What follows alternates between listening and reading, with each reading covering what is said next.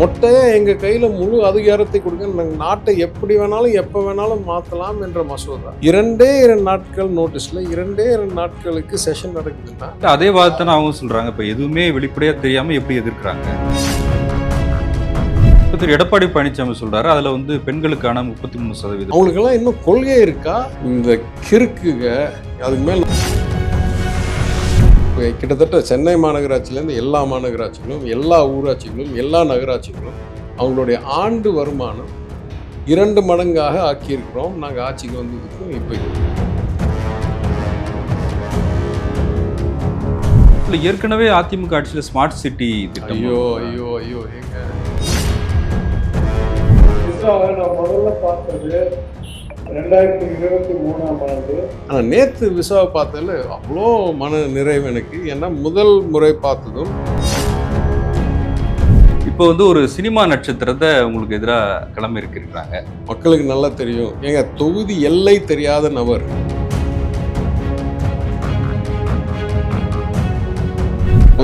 அண்ணாமலையோட support நல்லா இருக்கு. அவர் சொந்த ஊர்லயே அவரால் தேர்தலில் ஜெயிக்க முடியாது. 2 பேரும் கோயம்புத்தூர்ல பருப்பு வேகாதவங்க வந்து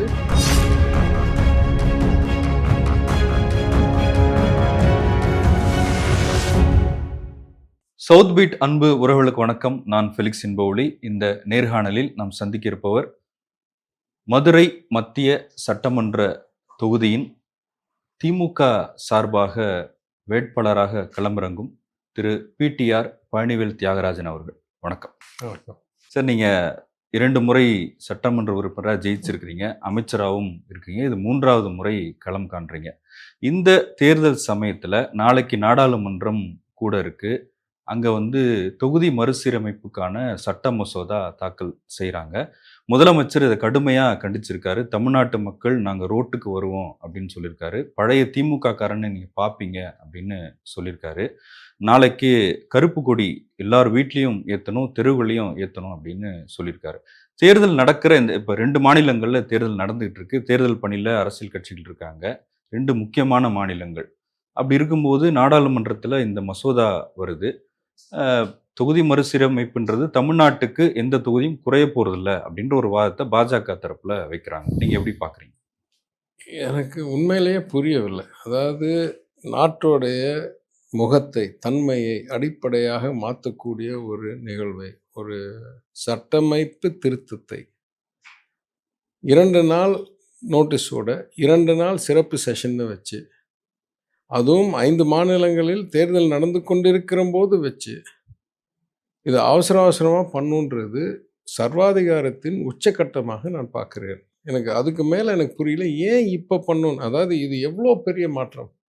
இந்த மாற்றத்துக்கு ஒரு ஸ்டேட்மெண்ட்டோ ரிப்போர்ட்டோ போட்டு அது ஒரு 2 மாதம் 3 மாதம் எல்லாரும் விவாதித்து எல்லாம் ஆராய்ச்சி செஞ்சு அதுக்கப்புறம் கூட்டத்தை கூட்டி, ஏங்க கோயில்களை தேசமயமாக்கலாம், அதாவது எந்த கோயில்களை, அரசர்களுடைய கோயில்களை தேசமயமாக்கலாம் என்ற சட்ட மசோதா மெட்ராஸ் மாகாண சட்டப்பேரவையில் 2020 அறிமுகப்படுத்தப்பட்டு 2025ஆம் ஆண்டு வரைக்கும் விவாதம் நடந்து அதற்கப்புறம் நிறைவேற்றப்பட்டது.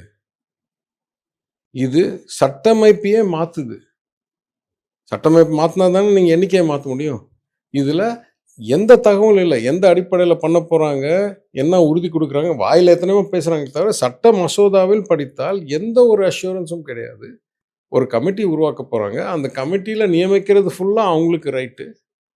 அந்த கமிட்டி என்ன செய்தாலும் அதை நீதிமன்றத்தை நாடி அதை நிறுத்த முடியாது. என்னைக்கு பண்ண போகிறாங்க, எப்படி பண்ண போகிறாங்க, எந்த அடிப்படையில் பண்ண போகிறாங்க, எந்த ஒரு அஷூரன்ஸ் கேரண்டி கொடுக்குறாங்க, எதுவுமே இல்லாமல் மொட்டையாக எங்கள் கையில் முழு அதிகாரத்தை கொடுங்க, நாங்கள் நாட்டை எப்படி வேணாலும் எப்போ வேணாலும் மாற்றலாம் என்ற மசோதா. 2 நாட்கள் நோட்டீஸில் 2 நாட்களுக்கு செஷன் நடக்குதுன்னா எனக்கு எனக்கு எனக்கு அதே வாதத்தை அவங்க சொல்கிறாங்க. இப்போ எதுவுமே வெளிப்படையாக தெரியாமல் எப்படி எதிர்க்கிறாங்க? ஏங்க, உங்களுக்கு உரிமை கொடுக்கறதே எதிர்க்கிறோம். உங்களுக்கு எது வேணாலும் செய்ய, நீங்கள் என்ன வேணாலும் பண்ணிக்கலாம். நாங்கள் உங்களுக்கு பிளாங்க் செக்குன்னு எழுதிட்டே இருப்போமா? என்ன இருக்குது வங்கியெல்லாம் தெரியாது, நாங்கள் பிளாங்க் செக் எழுதிக்கிட்டே இருக்கோமா? அதான் நாங்கள் சொல்கிறோம். நீங்கள் ஏதோ ஒரு ஃப்ரேமை போடுங்க, ஃப்ரேமை ஏற்றுக்கிறோமோ எதிர்க்கிறோமோ இல்லை மாற்றம் சொல்கிறோமோ பண்ணலாம். எதுவுமே இல்லாமல் பிளாங்க் செக் எழுதி கூட நான் எப்போ வேணாலும் கமிஷனை வச்சுக்குவேன், நான் யாரை வேணாலும் அதில் நியமிச்சுக்குவேன், அது நீ என்றைக்குமே சட்டமன்றத்துக்கு போக முடியாதுன்னா யாரும் இப்போ எதுக்குங்க பாராளுமன்றம் இருக்குது, எதுக்குங்க விவாதம் இருக்குது, எதுக்குங்க ஒரு ஜனநாயகம் நடக்குது? ஒரு டிக்டேட்டர் என்னைக்கு வேணாலும் எது வேணாலும் பண்ணலான்ற பிளாங்க் செக்கை வந்து கவர்மெண்ட்டை வாங்கிட்டு பார்லிமெண்ட்ல வாங்கிட்டு டிக்டேட்டர் ஆகணுமா? எனக்கு புரியவே இல்லை. அதுவும் ஏன் இந்த நேரத்தில்? இது ரொம்ப தவறான போக்கு. அதனால் மாண்பு முதலமைச்சர் கடுமையாக எதிர்க்கிறார். ஏன்னா இட்ஸ் a ஸ்லைடிங் ஸ்கேல். என்னையிலேருந்து இது பெரிய இஷ்யூ ஆகும்னு நம்ம தெரிஞ்சோமோ அன்னையிலேருந்து மாண்பு முதலமைச்சர் எச்சரித்து கொண்டே இருக்கிறார். இவங்க சாதாரண நபர்களில் இவங்களுடைய வரலாறே சர்வாதிகாரம், இவங்களுடைய வரலாறே திடீரென்று ஏதாவது ஒரு பெரிய மாற்றத்தை நைட்டோட நைட்டா காஷ்மீர் மாற்றத்து மாதிரி கொண்டாந்துருவாங்க. எனவே இப்போலேருந்தே நம்ம எதிர்க்கணும்னு சொல்லி அனைத்து கட்சிகளையும் அதாவது தென் மாநிலங்களையும் கூட்டி அனைத்து முதலமைச்சரை கூட்டி இதுக்கு ஒரு எங்களுடைய ரிக்வெஸ்ட் ரெக்கமெண்டேஷன் லிஸ்ட் கொடுத்து இதை நாங்கள் தொடர்ந்து ட்ராக் பண்ணிட்டு இருக்க சூழ்நிலையில் எல்லா எஷ்யூரன்ஸையும் வாயில வெளியே சொல்றது. என்ன சொல்றது? 50% கொடுப்பேன், இல்லை கேட்காம பண்ண மாட்டேன், இல்லை ப்ரொபோஷனல் இதெல்லாம் சட்டத்தில் இருந்தால் விவாதிக்கலாம். எந்த தகவலும் இல்லாத பிளாங்க் செக் சட்டத்தை கொண்டாந்து எப்படிங்க ஏற்றுக்க முடியும்? இப்போ பாஜக அல்லாத மாநிலங்களில் இருக்கிற முதலமைச்சரை கூப்பிட்டு இங்கே கூட்டம் நடத்தினாரு முதலமைச்சர் 1 வருஷத்துக்கு முன்னாடி போன மார்ச் மாதம். அப்போ தமிழ்நாடு கடுமையாக எதிர்க்கிறோம். அப்போ தமிழ்நாடு நினைத்தால் இதை தடுக்க முடியும்னு நினைக்கிறீங்களா? நாடாளுமன்றத்தில் அவங்களுக்கு பெரும்பான்மை இருக்கு. ஏங்க இந்த சட்ட மசோதா இது சாதாரண சட்ட மசோதா இல்லை. இது வந்து சட்டமைப்பு சீர்திருத்த மசோதா. இதோடைய மரபுகள் படி 2/3 மெஜாரிட்டி இருக்கணும் 2 அவையிலையும். அது இல்லாமல் ஸ்டேட்ஸ் ராட்டிஃபிகேஷன் நடக்கணும். 2/3 மெஜாரிட்டிக்கு சட்டப்படி இன்னைக்கு இருக்கிற எண்ணிக்கைப்படி 2 அவையிலையும் அவங்களுக்கு இல்லை. ராஜ்யசபாலையும் இல்லை, லோக்சபாலையும் இல்லை. ஆனால் இவங்களுடைய வரலாறே ஏதோ ஒரு சூழ்ச்சி பண்ணி ஏதோ ஒரு நியாயத்துக்கு எதிராக, ஒரு மாண்புக்கு எதிராக, சட்டமைப்புக்கு எதிராக ஏதோ ஒன்று பண்ணி எப்படியாவது பில்லை பாஸ் பண்ணுறது தாங்களே இவங்களுடைய வரலாறு. அதனால தான் அச்சம் வருது. இல்லைன்னா சாதாரண நபர்களாக இருந்தால் என்ன நினைப்போம்? ஏங்க உங்களுக்கு தான் 2/3 மெஜாரிட்டி இல்லையே, இது கொண்டாந்தா என்ன, கொண்டாட்டி என்ன? கொண்டாந்தாலும் உறுதியாக நீங்கள் ஜெயிக்க போகிறது இல்லை. இப்போ திரு எடப்பாடி பழனிசாமி சொல்றாரு அதில் வந்து பெண்களுக்கான 33% பில். ஏங்க அதை காரணம் நான் என்ன சொல்கிறேன், உங்களுக்கு பெண்களுக்கு 33% கொடுக்கணுமா? 543 நீங்கள் 33% கொடுக்குங்க. ஏன் சொல்கிறீங்க அதிகரிச்சாதான் கொடுக்கணும்னு? இப்போ நம்ம இங்கே உள்ளாட்சியில் பெண்களுக்கு 50% கொடுத்தோம், அதிகரிச்சுட்டா கொடுத்தோம். எத்தனை கவுன்சிலர் இருக்காங்களோ அத்தனை கவுன்சிலரில் 50% கொடுத்தோம். அதிகரிக்கிறதுக்கும் பெண்களுக்கு ஒதுக்கீடு கொடுக்கறதுக்கும் சம்பந்தமே இல்லை, தேவையே இல்லை. இப்போ அதிமுக அதை நார்மலைஸ் பண்ணுறது எப்படி பார்க்குறீங்க? எனக்கு புரியலைங்க, அதான் எனக்கு புரியல. அதாவது என்னை பொறுத்த வரைக்கும் இந்த ஒரு சூழ்நிலையில், இக்கட்டான சூழ்நிலையில் யாரெல்லாம் இந்த அசாதாரண அதிகாரம் மீறும், சட்டமைப்பை மீறும், ஒரு நியாயத்தை மீறும் சட்ட மசோதாவை கடினமாக எதிர்க்கவில்லை என்றால் அவங்களுக்கெல்லாம் இன்னும் கொள்கை இருக்கா, இல்லை ஏதாவது தத்துவம் பாக்கி இருக்கான்னு கேட்கணும் நம்ம. அப்போ ஒரு காலத்தில் நம்ம சொல்லிட்டு இருந்தோம், இது வந்து முதலமைச்சர் சொன்னார் இது தமிழ்நாடுக்கா டெல்லிக்கா இருக்கிற தேர்தல்னு. அதை நிரூபிக்கும் வகையில் இது கொண்டாந்துட்டாங்க. அதை நிரூபிக்கும் வகையில் திரு எடப்பாடி பழனிசாமி பேசுகிறார். ஏன்னா அவருக்கு தமிழனா இருந்தா, அவர் தமிழ்நாட்டுடைய பற்ற வச்சிருந்தா, நீ யாரோட கூட்டினே இருந்தா எனக்கு என்ன, என் மாநிலத்துடைய உரிமையை பறிக்கிறது நான் ஏற்றுக்கொள்ளவே மாட்டேன். எந்த ஒரு பிளாங்க் செக் எழுதி கொடுத்துட்டு நீ 50% கேரண்டி பண்ணுறீங்களா, சட்டத்தில் போடுங்க, வாயில சொல்லி என்ன பிரயோஜனம்? அப்போ எனக்கு கொண்டாந்ததும் எனக்கு புரியல. இவங்க எப்படி இவங்களோட கூட்டணியில் இருக்கிற கட்சிகள் எப்படி நேராக மூஞ்சியை வச்சுக்கிட்டு மக்களை போய் பார்த்து இது ஆபத்து இல்லைன்னு சொல்ல போறாங்கன்னு எனக்கு தலையும் தெரியல, காலம் தெரியல. ரொம்ப கஷ்டமா இருக்கு. ஏதோ ஒரு பெரிய திட்டம் வச்சிருக்காங்கன்னு நினைக்கிறீங்களா? இல்லை, எனக்கு புரியலங்க. எப்படிங்க உங்களுக்கு ஏதாவது கொள்கை பாக்கி இருக்கு? அதாவது நீங்க தனி கட்சியா இருந்தா, நீங்க பாஜகவுக்கும் அதிமுகவுக்கும் வித்தியாசம் இருந்தால், அதிமுக வேற பாஜக வேற, தேர்தலுக்காக கூட்டணிக்கு சேர்ந்திருக்கோம். ஒரு காலத்தில் அம்மையார் ஜெயலலிதா காலத்தில் என்ன சொன்னாங்க, என்னைக்குமே திருப்பி சேர மாட்டேன். அவங்க தீய சக்தி, உதய எதிர்த்தாங்க, நீட்டை எதிர்த்தாங்க, ஜிஎஸ்டியை எதிர்த்தாங்க, மோடியா லேடியான்னு கேட்டாங்க.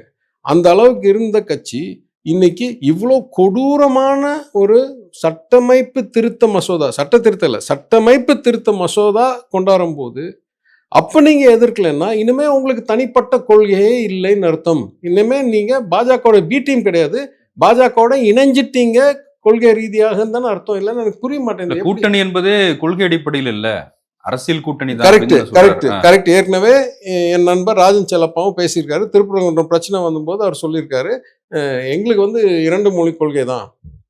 தேர்தலில் வெற்றி பெறறதுக்காக கூட்டணி வச்சிருவேன். நான் அப்போ சொல்வேன், முதல்லயே அது ஆபத்து.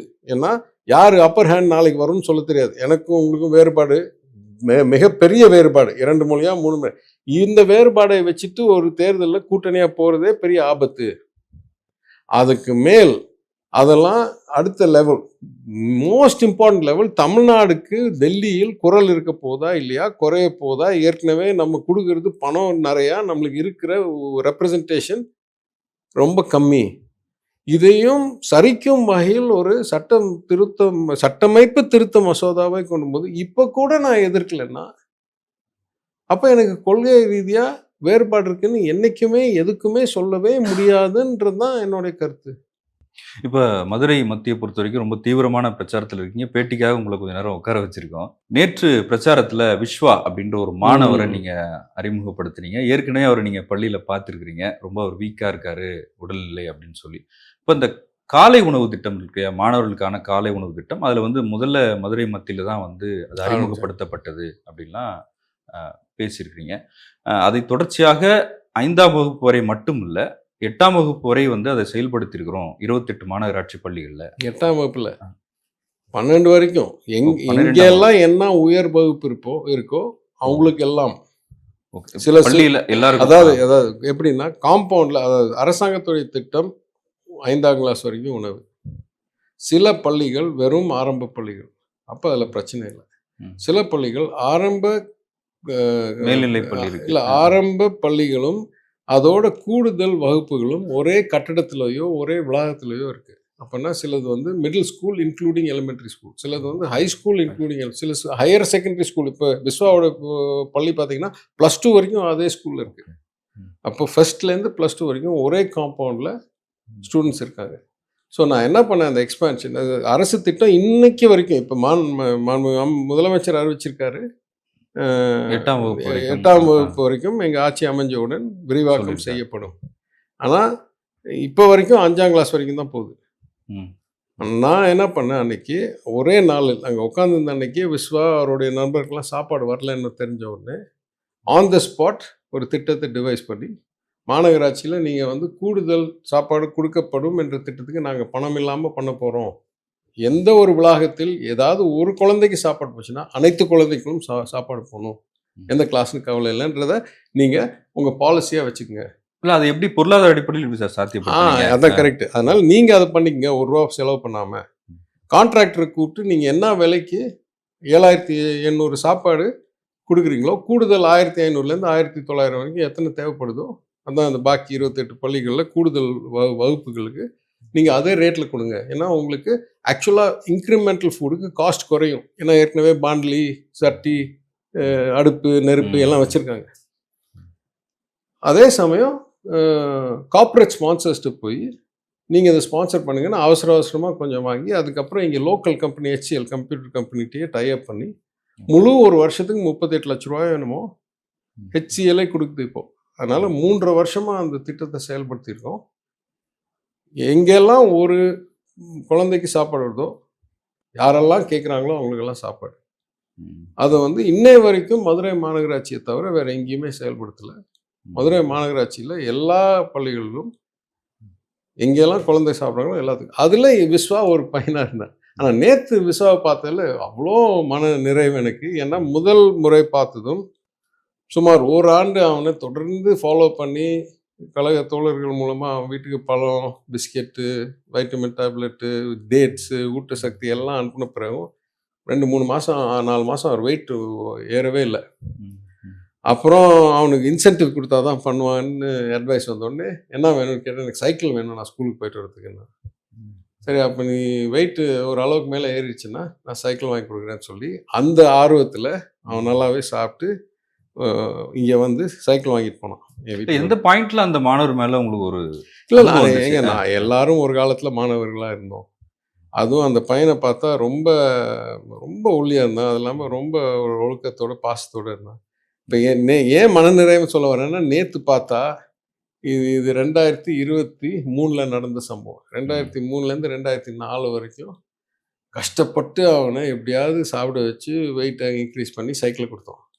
என்னாச்சுன்னு தெரியல, 2026 நான் அவனை பார்க்குறேன், என் அளவுக்கு வளர்ந்துட்டான். பையன் பெரிய ஆளாட்டான். திடீர்னு கையெல்லாம் பெருசாயிடுச்சு. அதனால அவ்வளோ மனநிறைவு. அப்போ நான் சொன்னேன், நான் அடுத்து 9th கிளாஸில் இருக்கான். 9th கிளாஸ்லேயே என் அளவுக்கு வந்தான். நீங்கள் முதல் வீடியோலாம் பார்த்தீங்கன்னா சின்ன பையனாக இருந்தான் 7th கிளாஸில். அதனால நான் சொன்னேன், நான் அடுத்த தடவை பார்க்கறதுக்குள்ள நீ என்னோட உயரமாக இருக்க போகிற அப்படின்னு சொல்லிட்டு அவ்வளோ சந்தோஷப்பட்டேன். ஒரு சட்டமன்ற உறுப்பினராக நீங்கள் 2 முறை ஜெயிச்சிருக்கிறீங்க. இப்போ 3வது முறை களம் காண்றீங்க. இப்போ இன்னும் மதுரை மத்திக்கு செய்ய வேண்டியது அதிகமாக இருக்குது அப்படின்னும் சொல்லியிருக்கீங்க. நீங்கள் செய்ததில் எது சிறந்ததுன்னு நினைக்கிறீங்க? இன்னும் என்ன செய்யணும்னு நினைக்கிறீங்க? நான் அமைச்சராக செய்தது, ஏன்னா எம்எல்ஏக்கெல்லாம் பெரிய அளவில் மாற்ற முடியாது. எம்எல்ஏலாம் இண்டிவிஜுவல் இஷ்யூஸ், அதாவது நம்ம தொகுதி மேம்பாட்டு நிதி இல்லை தனி அந்தஸ்து இருக்கிறதுனால ஃபோன் அடித்தா யாரும் உதவி செய்கிறது. இப்போ என்னை பொறுத்த வரைக்கும் தொகுதி மேம்பாட்டு நிதி கார்ப்பரேட் சிஎஸ்ஆர் பணத்தில் ஒரு 12 கோடி, அது இல்லாமல் என் பணத்தில் ஒரு 80 லட்சம், அது இல்லாமல் பல கேம்ப் என் நண்பர்கள் வச்சு, அது இல்லாமல் அரசாங்கத்தோடைய உதவிகள், சிஎம் காப்பீட்டு திட்டம் கிட்டத்தட்ட 1500 பேருக்கு, ட்ரைனிங் ப்ரோக்ராம் என் ஃப்ரெண்ட்ஸோடு வச்சு கிட்டத்தட்ட 2000 இளைஞர்களுக்கு, தனிப்பட்ட முறையில் என் குடும்பம் நீண்ட நாள் இங்கே இருக்கிறது, கொஞ்சம் நல்ல உறவுகள் தொடர்புகள் வச்சுருக்கிறதுனால ஒரு 350 மாணவர்கள் இன்க்ளூடிங் 3 இலங்கை பெண்களுக்கு அவங்களுக்கு இஷ்யூ இருந்து அவங்களுடைய காலேஜ் அட்மிஷன் உட்பட்டு 353 பேருக்கு கேபிட்டேஷன் ஃபீ, ஸ்பெஷல் ஃபீ எதுவும் கட்டாமல் காலேஜ் எஜுகேஷன் எங்கெல்லாம் பே பண்ண முடியுமோ ஸ்காலர்ஷிப். ஓகே. அது மாதிரி 200 சொச்சம் குழந்தைங்களுக்கு ப்ரைவேட் ஸ்கூல் அட்மிஷன். இந்த மாதிரி இது நிறைய பண்ணியிருக்கலாம். கோவிட் காலத்தில் ஒரு 40 லட்சம் ரூபாய்க்கு அரிசி, பருப்பு, எண்ணெய் இதெல்லாம் முதியோர் இல்லம், அனாதை இல்லம் இங்கெல்லாம் அனுப்பியிருக்கோம், வீடு கட்டியிருக்கோம். இது மாதிரி என்னென்ன பண்ணலாம். ஆனால் அமைச்சராக பண்ணுறது பெரிய ஒரு முடிவு தான். அந்த அமைச்சராக பண்ணுறது சொல்லுவேன், முதல் முக்கியத்துவம் குடி தண்ணி மிக பல ஆண்டுகளாக மதுரை பற்றாக்குறை மாநகரமாக இருந்துச்சு. அதனால் என்ன ஆயிடுச்சு, ஓவர் ஹெட் டேங்க்லாம் தண்ணி ஏற்றுற அளவுக்கே தண்ணி இல்லை. ஓவர் ஹெட்டில் ஏற்றாமல் நீங்கள் இப்படியே வரும்போதெல்லாம் பம்ப் பண்ணிட்டு இருந்தீங்கன்னா பல குறைவுகள் வரும். அது ரொம்ப டீட்டெயில் டிஸ்கஷன். அதனால் பல ஆண்டுகளுக்கு பிறகு நான் நிதியமைச்சர் இருக்கும்போது 1400 கோடி இந்த திட்டத்துக்கு மட்டும் ஒதுக்கி, ஏற்கனவே அறிவிக்கப்பட்டு செயல்பாடு ரொம்ப ஸ்லோவாக இருந்த திட்டத்தை நிறைவேற்றி இன்னைக்கு மக்கள் தொகை சுமார் 22 லட்சம் நம்மளுக்கு தேவை. எனவே ஒரு 660 680 எம்எல்டி, மில்லியன் லிட்டர்ஸ் டெய்லி. இந்த கூட்டு குடிநீர் திட்டம் 3வது முடித்த உடனே இன்றைக்கி நம்ம 320 சொச்சம் எம்எல்டி தண்ணி வருது, எக்ஸஸ் வாட்டர் வருது. அதனால் இப்போ காவேரி ஒரு கூட்டு குடிநீர்லேருந்து இறங்கிக்க போகிறோம், டிஸ்கண்டினியூ பண்ண போகிறோம். எல்லா ஓவர் ஹெட் டேங்க்கும் சீரமைச்சு புதுசாக ஓவர் ஹெட் டேங்க் கட்டி எல்லாத்துலேயும் ஏற்றிருக்கு. ஸோ குடி தண்ணி மாற்றம்ன்றது ஒரு பெரிய ஒரு 15 ஆண்டு செய்ய முடியாததை இந்த தொகுதியில் முதல் முறை ஒரு அமைச்சர் இருக்கிறார் சுதந்திரக்கு பிறகு. அந்த ஒரு சிறந்த வாய்ப்பை, அதுவும் குறிப்பாக முதலமைச்சர் வழங்கின நிதியமைச்சர் வாய்ப்பாக அந்த முதல் 2 ஆண்டுகளில் ஒரு 2500 3000 கோடிக்கு இங்கே நிதி ஒதுக்கியிருப்பேன். இந்த கூட்டு குடிநீர் திட்டம், கோரிப்பாளையம் பாலம், அப்போலோ வண்டியூர் பாலம், வைகைக்கரை ஆற்று விரிவாக்கம், வண்டியூர் பூங்கா, கலைஞர் நூலகம், இந்த மாதிரி பெரிய பெரிய இன்ஃப்ராஸ்ட்ரக்சர் ப்ராஜெக்ட்ஸ் என் தொகுதியில் ஒரு யூஹெச்பி நகர்ப்புற நல்வாழ்வு வாரியத்தில் முதல் முறை 9 அடுக்கு மாடி 396 வீடு, முன்னாள் குடிசை மாற்று வாரியம் என்று கூறப்பட்ட அங்கே இருந்த என்னுடைய வாக்காளர்களுக்கு முதல் முறையாக எல்லா மாடர்ன் ஃபெசிலிட்டிஸ் வச்சு இது மாதிரி அடுக்கிட்டே போகலாம். அதனால் அமைச்சராக இருந்தால் எக்ஸிக்யூட்டிவில் உங்களுக்கு கண்ட்ரோல் இருக்குது. வெறும் எம்எல்ஏன்னா அந்த அளவுக்குலாம் உங்களுக்கு சான்ஸ் இல்லை. அவங்க தொகுதி மேம்பாட்டு நிதி இல்லை, உங்கள் தனி அந்தஸ்து இல்லை, உறவுகள் நட்புகள் இல்லை, நீங்கள் ஒரே கட்சியாக இருந்தால் மேயர் ஆஃபீஸை கூப்பிட்டோ இல்லை அது மாதிரி தான் பேச முடியுமே தவிர, சட்டமைப்பு ரீதியாக முக்கியமான லோக்கல் ப்ராப்ளம்ஸ் எல்லாம் லோக்கல் பாடி இஷ்யூஸ், உள்ளாட்சியோடைய உரிமை கடமை, சாக்கடை, லைட்டு, ரோடு, குடி தண்ணி, அரசாங்கத்தை நடத்தி கொண்டிருந்தால் அங்கேருந்து பண்ணலாம். அப்படி பார்த்தா நான் ஒரு பெரிய பெருமை சொல்லுவேன். நான் நிதியமைச்சராக இருக்கும்போது தான் அனைத்து உள்ளாட்சிகளுடைய நிதி சூழ்நிலையை சிறப்பித்தோம். இப்போ கிட்டத்தட்ட சென்னை மாநகராட்சியிலேருந்து எல்லா மாநகராட்சிகளும், எல்லா ஊராட்சிகளும், எல்லா நகராட்சிகளும் அவங்களுடைய ஆண்டு வருமானம் 2 மடங்காக ஆக்கியிருக்கிறோம் நாங்கள் ஆட்சிக்கு வந்ததுக்கும் இப்போக்கும். மாநகராட்சிக்கு ஆல் லோக்கல் பாடிஸ், எல்லா உள்ளாட்சிகளுக்கும். ஊராட்சிகள். ஏன்னா 6 ஸ்டேட் ஃபைனான்ஸ் கமிஷன் நாங்கள் வரும்போது முடிக்க வேண்டிய நேரத்தில் முடிக்காமல் இருந்துச்சு. அதனால் அதுக்கு எக்ஸ்டென்ஷன் கொடுத்து அதோடைய விதிமுறைகளை மரபுகளை மாற்றி central finance commission, union finance கமிஷன்லேருந்து வந்த லோக்கல் பாடி ஃபோக்கஸை இங்கேயும் ரீஎன்ஃபோர்ஸ் பண்ணி, அதனால் அவங்களுக்கு ஒதுக்குற நிதியை அதிகரித்து மதுரை மாநகராட்சிக்கெல்லாம் முன்னால் வந்து ஆண்டுக்கு ஒரு 600 கோடி தான் வருமானம். இப்போ கிட்டத்தட்ட 1500 கோடி. சென்னையெல்லாம் 200 சொச்சம் கோடி, இப்போ 6000 கோடி அந்த மாதிரி. ஸோ அந்த நிதியமைச்சராக இருக்கும்போது மாநில அரசிடம் இருந்தும் ஒன்றிய அரசிலிருந்து வரக்கூடிய இந்த உள்ளாட்சி நிதியையும் அதிகரிக்கும் தேவையான வேலைகளை செய்து எல்லா உள்ளாட்சி அடுக்குள் பஞ்சாயத்துலேருந்து மாநகர் வரைக்கும் எல்லாத்துக்கும் அவங்களுடைய ஆண்டு வருமானத்தை 2 மடங்கு ஆக்கியிருக்கோம். அப்போ அவங்களுடைய பணியை செய்வதற்கு உதவியாக இருக்கும். இல்லை, ஏற்கனவே அதிமுக ஆட்சியில் ஸ்மார்ட் சிட்டி திட்டம். ஐயோ ஐயோ ஐயோ ஏங்க, ஸ்மார்ட் சிட்டிலாம் அது அதிமுக ஆட்சியே கிடையாது, ஒன்றிய அரசாங்கத்துடைய திட்டம். ஸ்மார்ட் சிட்டின்றது ஆக்சுவலாக தவறான வார்த்தை. அது பல வகையில் ஃபெயிலியர் ஆகி பல இடங்களில். ஆனால் இங்கே பொறுத்த வரைக்கும் ஸ்மார்ட் சிட்டி என்ற வார்த்தையே ஒரு என்ன சொல்கிறது, ஒரு அசிங்கமான வார்த்தை ஆகிவிட்டது. ஏன்னா எல்லா ஸ்மார்ட் சிட்டி திட்டையும் ஏதோ அடிப்படை ஒரு அறிவு இல்லாமல் பண்ணியிருக்காங்க. நான் 3 உதாரணம் சொல்கிறேன். டவுன் சென்டரில் நெரிசல் இருக்கக்கூடாது, பஸ் எல்லாம் முடிஞ்ச அளவுக்கு வெளியே போகணுன்றதுக்காகவே பழைய பெரியார் பஸ் ஸ்டாண்டை மாற்றி மாட்டுத்தாவணின்னு கொண்டாந்து அவுட்டர்லேயே இருக்கட்டும், அதுக்கு தான் ரிங் ரோடு கட்டினது. எங்கள் அப்பா காலம் ரிங் ரோடு கட்டினது, மாட்டுத்தாவணி உருவாக்குனது, பாலம் உருவாக்குனது, உயர்நீதிமன்றம் எல்லாம் எங்கள் அப்பா இங்கே சட்டமன்ற உறுப்பினராக பேரவைத் தலைவராக இருந்தார்.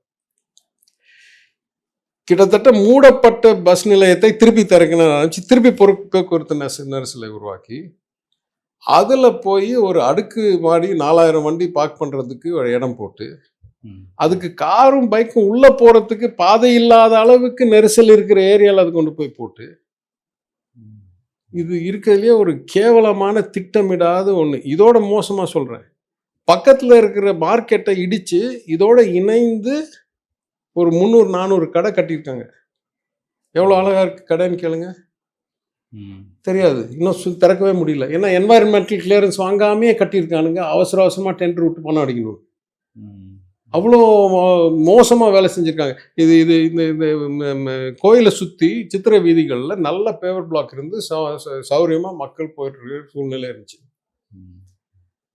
இந்த கிறுக்குக அதுக்கு மேலே நான் அவ்வளோ விமர்சித்தேன். அது கொண்டாடும் போது 4 இன்ச்சஸ் கியூபாக கருங்கல்ல வச்சுக்கிறோமா, அதாவது இருந்த பேவர் பிளாக் எடுத்துட்டு 4 இன்ச்சு கருங்கல்ல வச்சு ஒரு ஃபுல்லாக சித்திரை வீதியை லைன் பண்ணாங்க. 35 லட்ச ரூபா. நான் என்ன சொன்னேன், எங்க நல்லது செய்ய முடியலன்னா பரவாயில்ல, கெடுதல் செய்யக்கூடாதுங்க. இது இருக்கிறதுலையே கொடூரமான இது. ஏன்னா நடக்கும்போது கால் கிழியுது, தடுக்குது, உழுகுது, வெயிலில் பயங்கரமாக சூடு வருது. அதுக்கப்புறம் அதுக்கு மேலே பெயிண்ட் அடிக்கிறாங்க. கருப்பு கல் வேணும்னு வச்சவங்க வெள்ளை பெயிண்ட் அடிக்கிறாங்க அதுக்கு மேலே.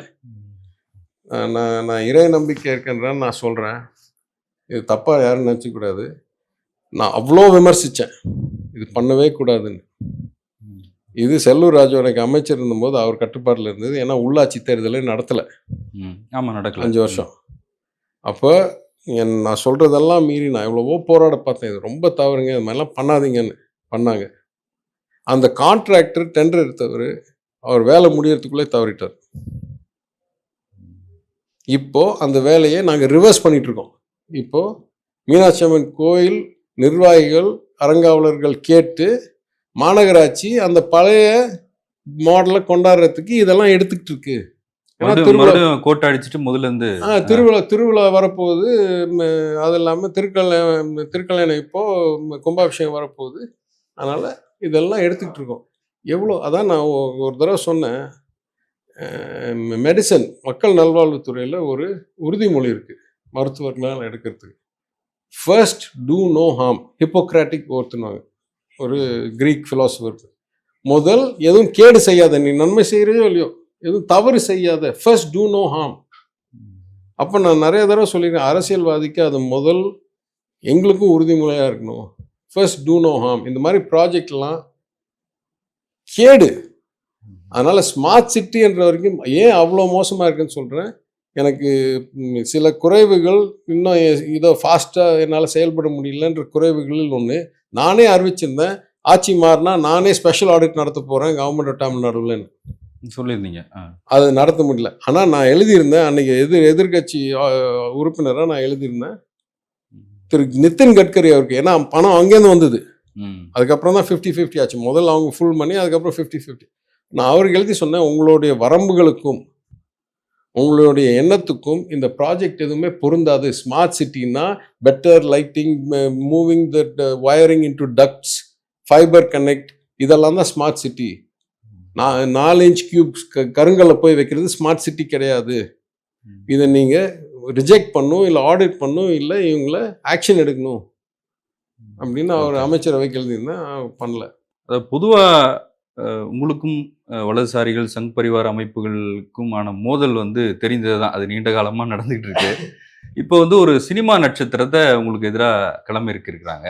அதை எப்படி பார்க்குறீங்க? ஒரு வார்த்தை போர் வெடிக்குது 2 தரப்புலையும். இல்லை நார்மலாக என்னை பொறுத்த வரைக்கும் எந்த வேட்பாளரை பற்றியும் எந்த சூழ்நிலையும் நான் இது வரைக்கும் பேசினது. நானும் 5 தேர்தல் சந்திச்சிருக்கேன். 2 நான் நின்னது, 3 என் கழகத்துக்காக நான் இங்கே நடத்தி வச்சது. அது 2 பாராளுமன்றம், 2 சட்டமன்றம், ஒரு உள்ளாட்சி. எந்த ஒரு தேர்தலையும் எந்த ஒரு வேட்பாளர் எதிர் வேட்பாளரை பற்றி நான் பேசினதே கிடையாது. இங்கே இந்த சூழ்நிலை என்னை பொறுத்த வரைக்கும் மிகவும் மோசமான ஒரு வேட்பாளரை இறக்கியிருக்காங்க. ஏன் மோசமானன்னா, அவர் நடிகராக இருக்கலாம், அவருக்கு எந்த மதுரை தொடர்பு இல்லாமல் இருக்கலாம், இது வரைக்கும் வாழ்க்கையில் ஒரு ரூபா இல்லை ஒரு நாள் பொது பணி செய்த வரலாறு இல்லாமல் இருக்கலாம். இதெல்லாம் நான் சொல்லுவேன், பேஸ்மெண்ட்டே இல்லாத ஆள் வர்றாரு. ஆனால் பில்டிங்கை கொண்டாந்து இறக்குமதி செய்யும்போது இவர் வந்து இங்கே என்ன சூழ்நிலை, எது நல்லா இருக்குது, எது குறையாக இருக்குது, தொகுதியுடைய எல்லை எங்கேருந்து ஆரம்பிக்க எங்கே முடியுது, எத்தனை சாலைகள் இருக்கின்ற, எத்தனை பள்ளிகள் இருக்கின்ற, எத்தனை சுகாதார நிலையங்கள் இருக்கின்ற, எத்தனை நியாய விலைக்கடை, எது கரெக்டாக இருக்குது, எது தப்பாக இருக்குது, என்ன தெரியணும்னு தெரிஞ்சுக்கிட்டு ஒரு வாக்குறுதி கொடுத்தா, இல்லை ஒரு வாதம் வச்சா அது ஏற்றத்தக்கது. ஊருக்கும் சம்மந்தம் இல்லை, கொள்கையும் எதுவுமே இல்லை. இவரும் இவர் மனைவியும் சேர்ந்து 5 கட்சி தவிர இங்கே ரெட்டலை சின்னத்தை குத்தகை எடுத்து வந்திருக்காங்க. நிர்வாகியும் இல்லை, பிரச்சாரம் போகிறதுக்கு 10 பேர் இல்லை. சோஷியல் மீடியாவில் மொத்தம் வந்து பந்தாவாக வந்து இது அது இது இல்லை, அது இல்லை, அது இல்லை, அது இல்லை, அது இல்லை, எல்லாம் தப்பாக இருக்குன்னு சும்மா கிளிப்பலை மாதிரி பேசிக்கிட்டே இருந்து பெரிய ஆளாக இது பண்ணி எங்களெல்லாம் அவமதிச்சுட்டேன். எங்களென்னா மதுரை மக்களை. அதனால் என் வாழ்நாளில் இருந்த பழக்கத்தை மாற்றி ஒரு 3 நாளைக்கு மாத்திரம் இவருடைய தன்மையும் குறையும் பேசிட்டு திருப்பி என் பழக்கத்துக்கு நான் போயிட்டேன். இவ்வளோ ஒர்த் இல்லை, இதுமாதிரி என்ன வேணாலும் ஓடிட்டுருக்கோம், மக்களுக்கு நல்லா தெரியும். ஏங்க, தொகுதி எல்லை தெரியாத நபர் பிளேனில் இறங்கி சொல்கிறாரு திருச்சி மக்கள்ன்றாரு, மதுரை மக்கள் எத்தனை நாள் இருப்பீங்கன்னா முதல்ல சொல்கிறாரு 15 நாள்ன்றாரு. அடுத்தாப்பில் பக்கத்தில் அதிமுக நிர்வாகிலாம் வச்சுக்கிட்டு கேட்குறாங்க, நீங்கள் தேர்தலுக்கு அப்புறம் நீங்கள் இயக்குனராக தொடருவீங்களா இல்லை முழு நேரம் எம்எல்ஏ? அதெல்லாம் தேர்தல் முடிஞ்சால் தான் தெரியும். இந்த நபரை சரி ஓரளவுக்கு மேலே இது பொதுவாக அண்ணாமலையோட சப்போர்ட் நல்லா இருக்கு. ஆமாங்க, அண்ணாமலையே அவருடைய தேர்தலில் ஜெயிக்க முடியல. அண்ணாமலை இது வரைக்கும் ஏதாவது ஒரு தேர்தலில் வெற்றி பெற்றிருக்காரு. அவர் சொந்த ஊர்லேயே அவரால் தேர்தலில் ஜெயிக்க முடியாது. இவருக்கு வந்து 2 பேரும் கோயம்புத்தூரில் பருப்பு வேகாதவங்க வந்து மதுரையில் வந்து இவரை ஜெயிக்க வைக்க போகிறாரு. பார்க்கலாம். நன்றி சார், உங்களுடைய நேரத்துக்கு மிக்க நன்றி.